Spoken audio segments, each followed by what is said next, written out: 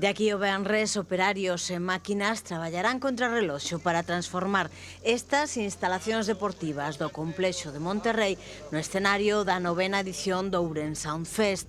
O Concello de Ourense negoulle a colaboración e buscaron unha alternativa. En Pereiro non o dubidaron e agora confían en ser a ubicación definitiva deste festival.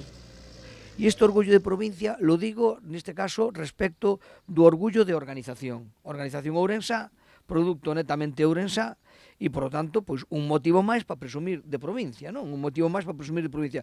Creo que a previsión de 12.000 asistentes non é unha previsión menor, e, por lo tanto, estamos nun evento que non para de medrar e que entendemos que unha vez que tamén o recinto, as condicións, a experiencia de organización se consolidan, estou seguro de que vai a ser esta cantidade un punto de partida.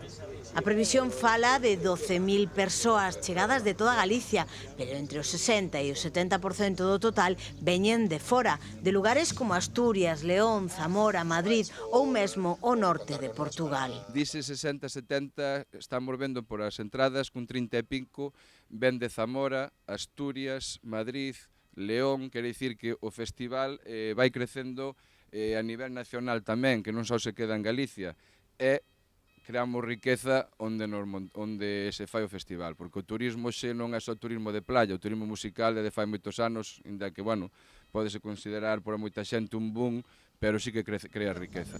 Detrás de todo isto, un equipo ourensán que contribúe ao desenvolvemento e promoción da provincia.